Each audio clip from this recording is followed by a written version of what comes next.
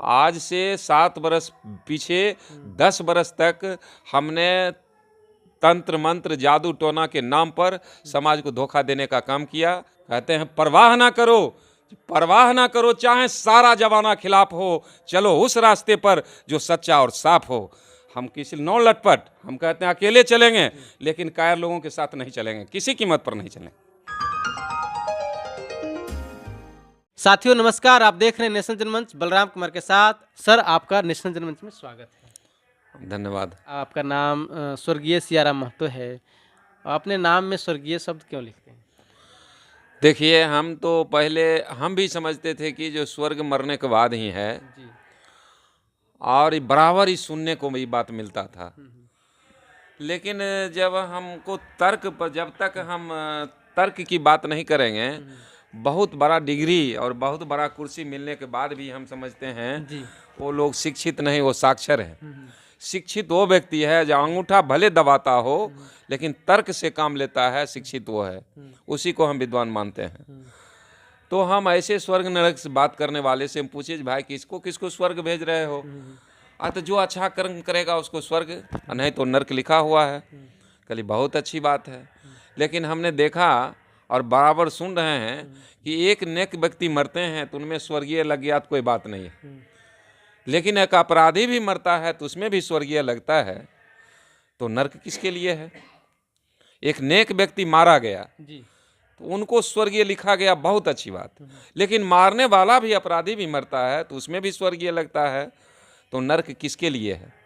आदि से आज तक जितना व्यक्ति मरे, एगो बताइए जो नरक गया हो? सब स्वर्ग गया, सब स्वर्गीय गया। तो हम कहते हैं हम काहे में अच्छा काम करेंगे, लूट मार काहे न करेंगे, स्वर्ग का मेरा तो निश्चित है स्वर्ग जाना है। अगर ये बात अगर एक दो के साथ भी होता तो सोच समझ के लोग काम करता है। अच्छा अच्छा। लेकिन ऐसा कुछ है ही नहीं। तो हम कहे जो आपको स्वर्ग आना जाना बराबर होता होगा तब तो स्वर्ग नरक की बात बताते हैं वो चालाक लोगों से। अगर आना जाना है तो वहाँ का कुछ आता पता हमको लिखाओ, वहाँ का कोई कॉन्टैक्ट नंबर है तो हमको दो, हम एक बार सफ़र करना चाहते हैं, खर्च मेरा जो लगे। तो वो चुप हो गया, इसका मतलब पाखंड है। अगर कुछ रहता तो कुछ तो बताता, लेकिन कुछ नहीं बताया।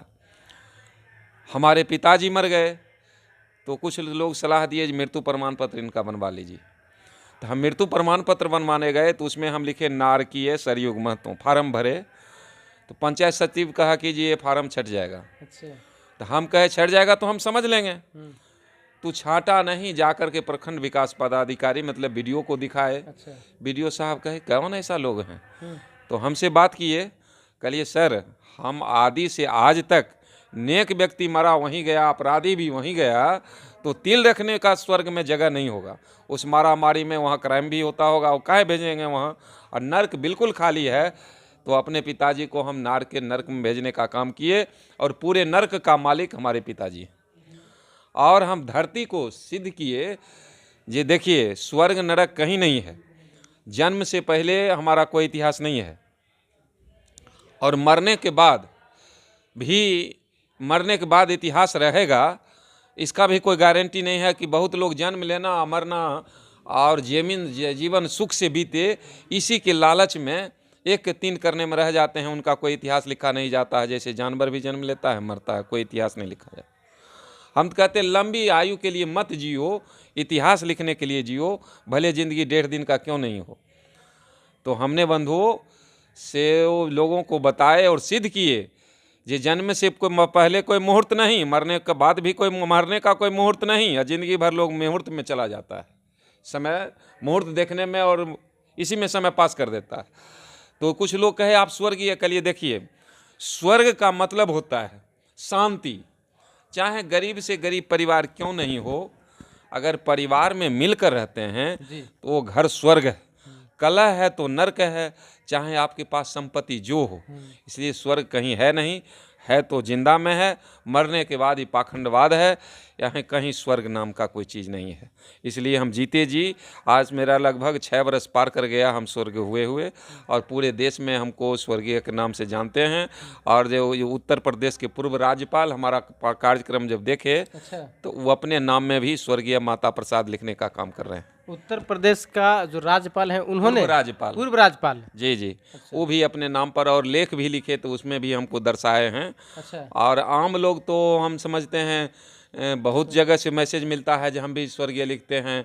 जैसे इस पुस्तक विक्रेता एक हैं स्वर्गीय नारद मुनि लोहार, ये भी स्वर्गीय कहे। नहीं सर, बहुत अच्छा रास्ता है। देश में कहीं चर्चा स्वर्ग नाम का नहीं था। अच्छा, और जब हमने शुरू किया तो पूरे देश में हम समझते हैं गिनती नहीं कर पाएंगे ये कितना लोग स्वर्गीय लिख रहे हैं, लेकिन खास लोग लिखते हैं। जैसे उत्तर प्रदेश के पूर्व राज्यपाल लिखे तो वो तो नॉमिनेट लोग हैं, तो उनको जानने लगा लोग। ऐसे आम लोग लिख रहे हैं तो उनके बारे में अभी लोग को उतना जानकारी नहीं। ये शब्द जो लिखने की प्रेरणा है, जी जी, कहाँ से मिला सर? से मिला जब आज से हम 7 वर्ष पहले, पीछे जाइए 10 वर्ष तक, अपने समाज को बेवकूफ़ बनाने का काम खुद मैंने किया है। आपने किया है बड़ा ईमानदारी से सर स्वीकार रहे हैं आप। हम स्वीकार इसलिए रहे हैं कि समाज के साथ हमने धोखा किया है। आज से 7 वर्ष पीछे 10 वर्ष तक हमने तंत्र मंत्र जादू टोना के नाम पर समाज को धोखा देने का काम किया। उस समय हमारा वेशभूषा इस ढंग का नहीं था। दाढ़ी और बाल बढ़ाए थे, काला कपड़ा पहनते थे, हाथ में त्रिशूल रखते थे, 2-2.5 किलो माला पहनते थे, सब उंगलियां में अंगूठी पहनते थे। और लोग जिसके दरवाजे पर चल जाते थे, नहीं कुछ लेता, कहता था अघोरी बाबा है, मसानी बाबा है। डर से हमको 100-200 रुपया या 10-5 किलो गेहूँ चावल देने का काम करता था। और उस समय हमारा काम था ये जहाँ तहाँ माजरा लगा देते और जादू दिखाना शुरू कर देते। 4 गो सर्प रखते थे, उस सर्प को लड़ाते। इसी के बदले में हम अपना जंतर ताबीज बेचते थे। और जंतर ताबीज बेचते, उसमें तो किलो के हिसाब से लाते, उसमें 10-20 पैसा की लागत, 100-200-500 में बेचने का काम किया। और जंतर में तो कुछ पैसा भी लागत। उस समय हमारे घर में गैस नहीं था, लकड़ी पर खाना बनता। और उस छाई को चलनी से छनवा के चुटकी भर छाई को पुरिया बनाते और मोरंग के भभूत के नाम पर 10 रुपया 20 रुपया में बेचने का काम किया। और बंधुओं, आज से 20 बरस पहले का जो 1000 रुपये का महत्व अभी लाखों रुपया का नहीं मेकअप कर रहा है उसका। आज जो 3-4 हज़ार 5 हज़ार का हमारा पर डे इनकम था। आज ज़्यादा दूरी भी जाना नहीं पड़ता था। बस बेगूसराय मेरा घर है और समस्तीपुर, खगड़िया, ये 3 जिला में ही हमारा बिजनेस हो जाता था। और जो हम रहने का हमको व्यवस्था नहीं था, वहाँ हम ऐसा मकान बनाए हैं जो भले समाज में हमसे अच्छा बाद में बना ले, लेकिन अभी हमारे मोहल्ला में जैसा हमारे जैसा मकान किसी का नहीं है, वो जंतर और राख बेचकर। तो समाज के साथ मैंने बहुत बड़ा धोखा किया है। और हमने रात में सोता तो हम समझते थे भाई हम समाज को बल्लबबाजी करके क्यों, जंतर में भी कुछ नहीं डालते, केवल मोम भरते और चूल्हे के राख मोरंग के भभूत के नाम पर बेचते। आज भी बहुत बाबा लोग जाइए मठ मंदिर में, आप मेवा मिष्ठान चढ़ाते हैं, नोट चढ़ाते हैं, इसके बदले में उछाई आपको देता है पूरे परिवार को चंदन लगाइए। सर आपने तो देश के सामने, कैमरा के सामने जी आपने अपना जो एक्सेप्ट किया जी जी कि हमने समाज के साथ मतलब गलत किया, चाहे अनजाने में करें, हाँ। चाहे जो भी हो, धोखा करने का काम किया। और आप अकेला इतना पैसा कमा करके आप इतना आगे बढ़ गए जी जी, जाल फरेब करके। हाँ, लेकिन पूरे देश में, आज के डेट में पूरे देश और दुनिया की मैं बात करता हूँ, इतना जो अंधविश्वास और पाखंड के नाम पे पूरे देश को लूटा जा रहा है, तो उसका क्या सर जी? आज हमारे लोग कहाँ फंस गए हैं? तो इसीलिए ना अपने हम समाज को जहाँ तहाँ हम पूरे देश में लमसम 23 राज्यों में हम कार्यक्रम दिए हैं। हम जहाँ छूने का ताकत नहीं था, आज 6 बार हवाई यात्रा किए हैं। और लोगों को इसको महत्व समझते हैं, तब तो हमको लोग बुलाते हैं। और हम समाज को मैसेज देते हैं कि तंत्र मंत्र जादू टोना झाड़ फूक ओझा भगत डाइन कमाइन गंडा ताबीज, इसमें कोई दम नहीं है। ये चालाक लोगों की दिमाग की उपज है, जिसका गुलाम हम सारे 98%। कुछ लोग अपने को ऊंच समझते हैं, जो हम भी सवर्ण हैं, जैसे भूमिहार, राजपूत, मानवारी, वो भी 1.5% के सामने अछूत और नीच हैं, क्योंकि उनके घर का बना चावल 1.5% ब्राह्मण जो है वो नहीं खाता है। नहीं खाता है, नहीं, कहता है कि तोरा घर का हम चावल खाएंगे तो हमारा जाते चल जाएगा, ऐसा बोलता है। ऐसा बोलता है। हम कहते हैं, और शूद्र कौन है? ब्राह्मण, क्षत्रिय, वैश्य, शूद्र। शूद्र केवल ओबीसी है, अच्छा, बाकी शूद्र के कैटेगरी में भी नहीं है, क्योंकि लात जूता खाने का काम ज़्यादातर कुशवाहा और यादव, कहिए ओबीसी ने किया है। हम कहते हैं सच बात कहने के लिए कलेजा चाहिए और तलवा चाटने के लिए जीभ ही काफ़ी है, और तलवा चाटने का काम 1.5% का ओबीसी ही किया है। इसलिए ये इसको शूद्र में गिनती आता है, और जो जितना पाखंड का विरोध किया वो शूद्र के कैटेगरी में नहीं है, उसको और दूर रखा। इसके पास, ओबीसी के पास तर्क पावर नहीं है, चाहे वो सांसद हो, विधायक हो, मुख्यमंत्री हो, प्रधानमंत्री हो, उसके पास तर्क पावर नहीं है। वो जूता चाटने का काम किया है सब दिन। आज हम कहते हैं, आज से बाबू शहीद जगदेव मेला है, इस पर कायर लोगों को आज मंच पर चढ़ा दिया, कहता है मंच से सीना तान के, जो हम जगदेव का खून है, ये धोखा है। और इस मंच पर पहला बार देखे हैं जैसे कायर लोग को मंच मिला है। नहीं तो जिस समय प्रोफेसर जयराम बाबू और ये रघुनाथ शास्त्री जी थे, ऐसे कायर लोगों को मंच पर नहीं बोलने का मौका मिलता था।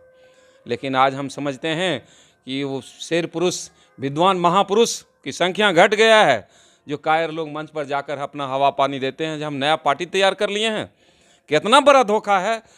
जब वो अपने बाप को भूल रहा है, वो समाज को क्या जानेगा, उसको क्या याद रखेगा। जो बना हुआ पार्टी, जिसको देश जानता है, राष्ट्रीय पार्टी छोड़ करके कहता हम पार्टी बना लिए हैं, और उसके ऐसे कायर लोगों को मंच पर चढ़ने देते हैं। दुर्भाग्य है, दुर्भाग्य समझते हैं। और इस व्यवस्था में जो भी है, हम लोग जो जागृत लोग हैं वो भी विलीन हो जाएंगे, ऐसे ऐसे कायर लोग को मंच देंगे। हम छोटा मोटा प्रोग्राम अपने गांव में लगाते हैं तो गुलाम व्यक्ति को मंच पर चढ़ने नहीं देते हैं, जबकि हम लोग गांव घर में प्रोग्राम करते हैं तो कहते हैं देखिए कायर लोगों को मंच पर नहीं है। जो मंच पर लिस्ट बनेगा हमसे समझ बूझ कर लिस्ट बनाइए। लेकिन यहाँ ऐसा हो रहा है, हम क्या बताएं। हम तो मंच पर मौका लगेगा तो हम इसको लतारेंगे, ये कहे ऐसे लोगों को चढ़ने दिए मंच पर। तो बंधुओं, हम कहाँ तक क्या कहें।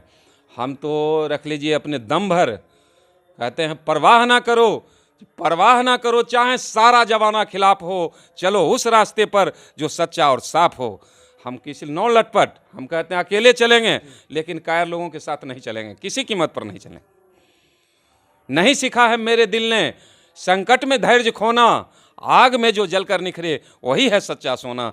हरदम बोलो सत्य, चाहे हो जाए तिरहोगत, हम नहीं किसी का परवाह रखते हैं। साथियों, नेशनल जनमंच को सब्सक्राइब करें, साथ ही बेल आइकन की घंटी को बजाएं।